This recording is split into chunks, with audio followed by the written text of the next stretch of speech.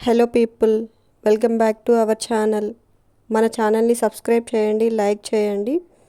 ఈరోజు టాపిక్లోకి వెళ్ళిపోదాం. ఇంకా కూతురి అరుపు వినగానే అప్పటి వరకు ఉన్న కోపం అంతా భయంగా మారి ఏం చేస్తుందో అని బిక్కుబిక్కుగా తన వైపు చూశాడు. నానా, ఏంటి మీరు చేసిన పని? బావని ఎందుకు రెచ్చగొట్టేటట్లు మాట్లాడారు?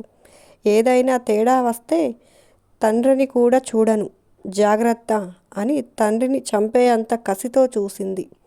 హనీ, అది కాదు అని ఆయన నీళ్లు నములుతుంటే, చేసింది చాలు, అత్తయ్య దగ్గరికి వెళ్ళు. నెమ్మదిగా అత్తయ్యనే బావని ఒప్పించుకునేలా చేస్తుంది. మీరు చెయ్యాలి, లేదా నా శవాన్ని చూడాల్సి వస్తుంది అని విసురుగా లోపలికి వెళ్ళిపోయింది. ఒక్కటే కూతురు అని అల్లారు ముద్దుగు పెంచుకుంటే అది మొండితనాన్ని, తను అడిగింది ఇవ్వకపోతే చంపటానికి లేదా చావటానికి కూడా సిద్ధపడ గుణాన్ని పెంచుకుంది.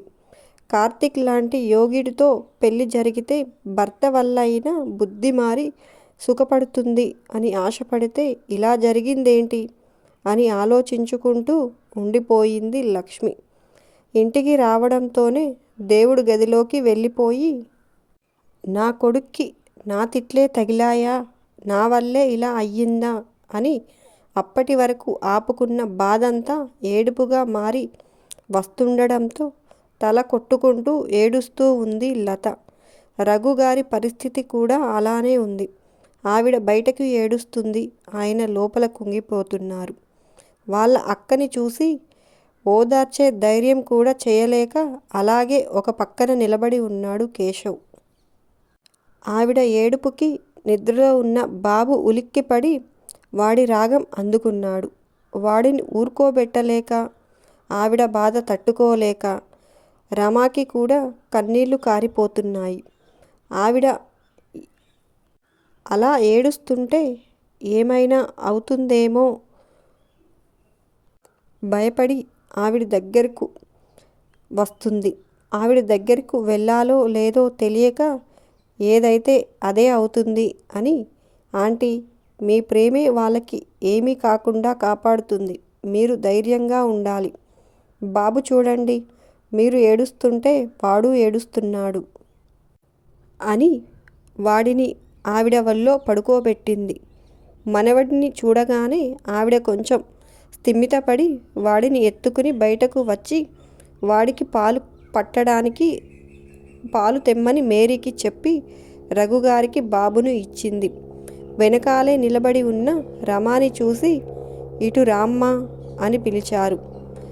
ఆవిడ పిలుపు కోసమే ఎదురు చూస్తూ ఉన్నట్లు ఆవిడ దగ్గరకు వచ్చింది.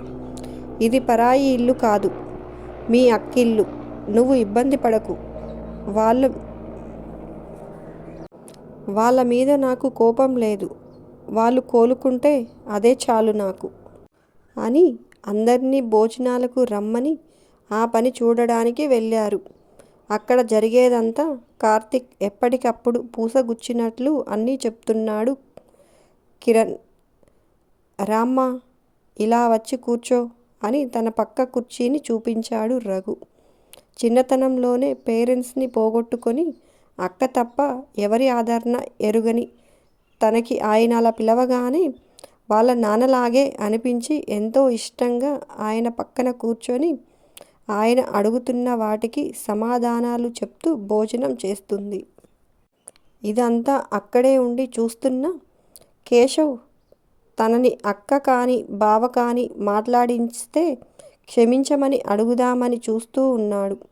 రమతో వాళ్ళు కలిసిపోయి ప్రేమగా ఉండడం చూసి తట్టుకోలేక, ఆ ఏడుపు బయట పెట్టలేక అటూ ఇటూ తిరిగి ఎవరు పట్టించుకోవడం లేదు అని కోపంగా అక్కడి నుంచి వెళ్ళిపోయాడు. కార్తీక్ హాస్పిటల్లో ఉన్నాడని హరిణి అక్కడికి వెళ్ళింది, లేని ప్రేమ నటిస్తూ. అయ్యో కార్తీక్ బావా, అభి బావకి ఇలా జరగాల్సింది కాదు అని దగ్గరకు వచ్చి ఆనుకొని కూర్చుని కార్తీక్ చేతులు తన చేతుల్లోకి తీసుకుని ఓదార్స్తున్నట్లు పట్టుకుంది. తను చదువుకునేటప్పుడు కానీ, ఆఫీసుల్లో కానీ ఎంతోమంది ఆడపిల్లలు స్నేహితులుగా ఉన్నా ఎవరిని ఎక్కడ ఉంచాలో అక్కడే ఉంచేవాడు. ఆడవాళ్లకు ఆమడ దూరం. వీళ్ళ ఫ్యామిలీలో ఎంగేజ్మెంట్ చేసుకుని పెళ్లి పెట్టుకుంటే కలిసి రావడం లేదు అని వాళ్ళు ఇంట్లో అందరికీ నిశ్చితార్థం చేయకుండానే పెళ్లి పెట్టుకున్నారు అందరూ. అందుకే ఇప్పటి వరకు హరిణికి దగ్గరగా వచ్చింది లేదు. తను ఇలా పట్టుకుంటే చాలా ఇబ్బందిగా ఉండి బాగా కోపం వస్తూ ఉంటుంది. చుట్టూ చూసి కొంచెం దూరం జరిగి ఏం మాట్లాడకుండా దూరంగా చూస్తూ ఏదో ఆలోచనల్లో చూస్తున్నట్లు కూర్చున్నాడు. చాలామంది అబ్బాయిలతో స్నేహం చేసిన అనుభవంతో కార్తిక్ తన స్పర్శకి ఇబ్బంది పడుతున్నాడు అని అర్థమై ఇది సమయం కాదని, నేను నీకు తోడుగా ఇక్కడే ఉంటాను బావా, నిన్ను ఒంటరిగా వదలలేను అని అక్కడే కూర్చుంది. ఇక్కడ ఎక్కువ మంది ఉండకూడదు, అందుకే అమ్మ వాళ్ళని రమాని కూడా ఇంటికి పంపించాను. అవసరమైతే చెప్తాను, నువ్వు ఇంటికి వెళ్ళు అని ఎంతో సాధ్యమైనంత సామ్యంగా చెప్పాడు. పెళ్లి చేసుకోబోతున్న నన్ను కనీసం పేరు పెట్టి పిలిచింది లేదు. ఏదో ఎప్పటినుంచో తెలిసినట్లు రమా గురించి చెప్తున్నాడు అని లోపల మండిపడుతూ అలాగే బావా అని వచ్చేస్తుంది హరిణి. హరిణి వెళ్ళగానే తల మీద భారం తీసేసినట్లు అనిపించింది. నేను ఎంత తొందరపడబోయాను.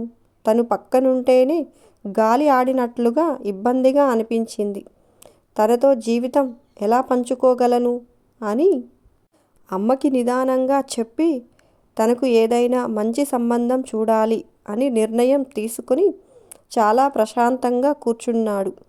సాయి పోలీస్ స్టేషన్లో కారులో వదిలేసినవి తీసుకుని ఇంట్లో రమకి అప్పచెప్పి వెళ్ళిపోయాడు. రమ తన ఫోన్ ఛార్జింగ్ పెట్టుకొని తన బాస్కి సిచ్యువేషన్ చెప్పి కొన్ని రోజులు బ్రేక్ కావాలని రిక్వెస్ట్ చేసింది. ఎప్పుడు ఎంత పని చెప్పినా నో చెప్పకుండా టైంకి కంప్లీట్ చేసే తన మీద వాళ్ళ బాస్కి మంచి ఒపీనియన్ ఉంది. నీ రిక్వెస్ట్ కన్ఫర్మ్ చేశాను, ఏదైనా అయితే చెప్పు అని చెప్పాడు. వాళ్ళ అక్క బావ ఒకే ఆఫీస్లో పనిచేస్తారు. వాళ్ళ అక్క ఫ్రెండ్కి కాల్ చేసి ఆఫీస్లో ఇన్ఫామ్ చేయమని చెప్తుంది. ఇంటికి వచ్చిన అందరూ వెళ్ళిపోవడంతో లత, రఘు, కిరణ్, రమ, బాబు మాత్రమే ఉంటారు. ఇంట్లో అందరూ కూర్చొని బాబు ఉంగాలు కొడుతుంటే వాడిని ఆడిస్తూ ఉంటారు. చిన్న ఇటు చూడు ఇటు చూడు అని వాడిని ఎంతో ప్రేమగా ఆడిస్తున్న రమాని చూసి బాబు పేరేంటమ్మా అని అడిగింది. లలిత్ అత్తయ్య అని. సారీ ఆంటీ అంటుంది. మీ అక్కకు అత్తగారిని అయితే నీకు అత్తగారినే, నువ్వు అలా పిలిస్తేనే నాకు బాగుంటుంది అని ఆవిడ నవ్వుతారు. ఏమోయ్ విన్నావా, నీ కొడుక్కి ఎంతైనా నువ్వంటేనే ఇష్టం, నీ పేరు కలిసొచ్చేలా పెట్టుకున్నాడు అని నవ్వుతాడు. ఆయనలా నవ్వుతూ ఉంటే వాడు చూపిన ప్రేమకు నేనేం చేశాను, వాడిని మీ అందరికీ దూరం చేసి ఇలాంటి పరిస్థితి తెచ్చాను అని ఆవిడ బాధపడతారు. ఇలానే ఉంటే ఇంకా మళ్ళీ ఏడుస్తారు అని మనం బాబుకి స్నానం చేపిద్దాం రండి అత్తయ్య అని ఆవిడని తీసుకుని వెళ్ళిపోయింది. చిన్నపిల్ల, ఈ పరిస్థితుల్లో మేము తనకి ధైర్యం చెప్పాలి కానీ తను మమ్మల్ని చూసుకుంటుంది, ఏనాటి బంధం అని అనుకుంటాడు రఘు. ఏది ఎలా ఉన్నా కాలం ఎవరికోసం ఆగదు కదా. అలా డాక్టర్ ఇచ్చిన గడువు దగ్గరికి వస్తుంది. పొద్దున్నే కిరణ్ హాస్పిటల్కి వెళ్ళి కార్తిక్ని ఇంటికి పంపించాడు. కార్తిక్ వచ్చి అలవాటులో తన బెడ్రూమ్లోకి వెళ్ళిపోయి అటాచ్ బాత్రూంలో ఫ్రెష్ అవ్వడానికి వెళ్ళిపోతాడు. హాస్పిటల్కి వెళ్ళడానికి బాబుని కూడా రెడీ చేసి అందరూ కార్తిక్తో బయలుదేరుతారు. అక్కని బావని ఐసీయూలో చూసి చాలా బాధగా ఉన్నా డాక్టర్ ఏం చెప్తారో అని చాలా కంగారు పడుతూ ఎదురు చూస్తూ ఉంది అందరితో పాటు. అంతే ఈ వీడియో. నచ్చిందా? నచ్చితే మన ఛానల్ని సబ్స్క్రైబ్ చేయండి, లైక్ చేయండి, కామెంట్ చేయడం మర్చిపోకండి. మరొక టాపిక్తో మీ ముందుకు వస్తాను. Bye bye.